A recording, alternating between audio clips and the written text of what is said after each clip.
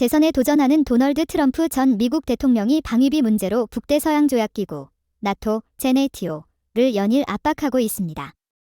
지난 10일 사우스캐롤라이나에서 열린 유세 집회에서 트럼프는 자신이 대통령으로 재임하던 시절 나토 회원국의 한 정상에게 돈을 내지 않으면 보호를 안 할 것이며 러시아에게 하고 싶은 대로 하라고 독려하겠다고 언급한 사실을 공개했습니다. 과거의 발언이긴 하지만 동맹국들의 방위비 지출을 독려하려고 러시아의 무력 사용까지 부추긴 선 넘는 말에 유럽은 발칵 뒤집혔습니다. 특히 독일과 프랑스, 폴란드 정상들은 즉각 반발하는 입장을 내고 바이마르 삼각동맹이라는 삼국 협력체의 재가동을 논의하기도 했습니다. 대체 트럼프 전 대통령은 나토를 왜 이렇게 압박하는 것이고 이 압박을 통해서 궁극적으로 얻어내려는 건 무엇일까요? 우리는 오늘 프로그램에서 깊이 있는 뉴스를 여러분께 제공하기 위해 철저히 조사하였습니다. 우선 트럼프가 NATO에 압력을 가한 이유는 회원국들이 정한 방위비 지출 기준을 실제로 충족시키지 못했기 때문이며 그는 이들이 방위에 더 많은 비용을 지출하기를 원했습니다. NATO는 제2차 세계대전 후 소련으로부터의 군사적 위협에 대응하기 위한 공동 메커니즘으로 설립되었으며 현재 30개 회원국을 보유하고 있습니다.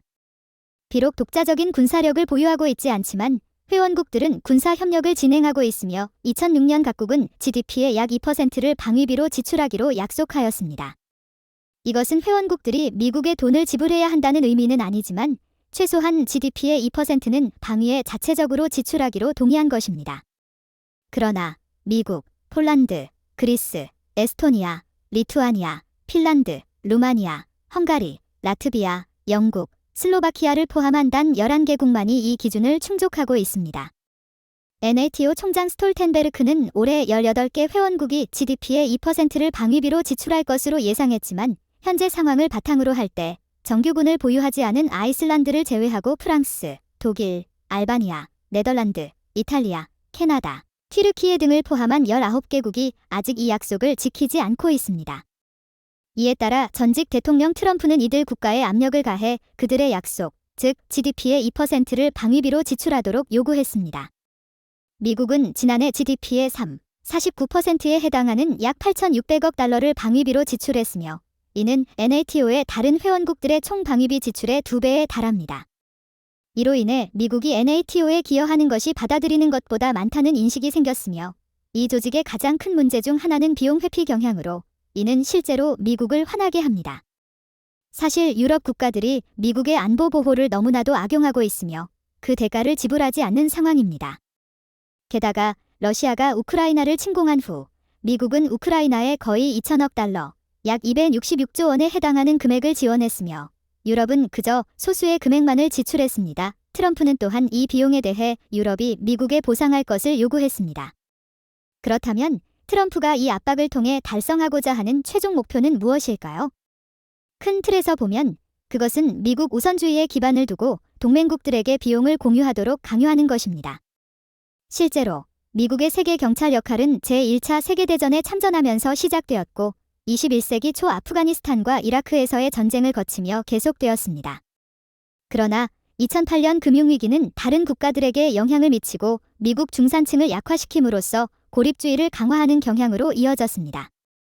이 시기에 진입하며 이는 오바마 정부 시기의 연속이었지만 트럼프 정부 하에서 동맹관계는 금전적 평가를 통해 노골적으로 재검토되었으며 추가적인 기여를 하지 않을 경우 안보 약속을 제공하지 않겠다는 명확한 입장이 취해졌습니다. 이러한 접근 방식은 지금까지도 유지되고 있습니다. 우리가 경제적으로 어려움을 겪고 있는데 왜 전 세계를 돌아다니며 아프가니스탄과 이라크에 개입하고 분명한 고립주의 경향을 보여야 하는지, 하지만 트럼프는 이에 집중함으로써 공화당의 후보가 되는 것이 당연하다는 것을 보여주었습니다. 이는 동맹을 중시하는 공화당 고위 멤버들이 트럼프의 발언을 공개적으로 비판하는 드문 사건으로 이어졌습니다. 공화당은 트럼프의 발언에 대응하여 탈퇴를 위해 상원의 승인을 요구하는 법안을 만들었습니다. 한 인터뷰에서 만약 NATO 회원국들이 방위비 지출 기준을 충족하지 못한다면 그들은 NATO의 보호 명단에서 제외될 것이며 회원국들의 방위비 지출 수준에 따라 차별화된 시스템을 설정할 것이라는 의견이 제시되었습니다. 트럼프 정부 시절 백악관 국가안보고문이었던 존 볼턴은 트럼프가 재선에 성공한다면 미국이 NATO에서 탈퇴할 수도 있다고 더 나아가 말했습니다. 물론 NATO에서 탈퇴하기 위해서는 미국 상원에 적어도 3분의 2의 동의가 필요하며 지난해 12월에 이와 같은 법안이 통과되었음을 고려할 때 이는 결코 쉬운 일이 아닙니다. 그러나 우리가 상담한 전문가들의 관찰에 따르면 어려움에도 불구하고 트럼프는 어떤 식으로든 NATO에 개입할 계획을 가지고 있습니다. 우리는 그들이 당신들이 더 적게 내면 우리는 더 적게 보호할 것이다라고 말하는 상황에 이를 수도 있습니다. 이것은 우리에게 많은 의미를 줍니다. 전직 대통령 트럼프는 지난해 북한을 핵무기를 보유한 국가로 인정하는 발언을 했으며 재임 기간 동안 방위비 분담금을 현재의 5배인 50억 달러로 요구하며 이로 인해 1년 반 이상 협상이 지연되었고 심지어 미군을 한국에서 완전히 철수할 것을 제안한 바 있는데 이는 전 국방장관 에스퍼의 회고록을 통해 밝혀졌습니다. 만약 전 부통령이 자리에 돌아온다면 북한 핵 문제와 한국 내 미군의 방위비 분담 문제에서 많은 어려움이 예상됩니다. 우리는 다음 비디오에서 전문가들의 의견을 바탕으로 자세한 정보를 전달할 것입니다. 지금까지입니다.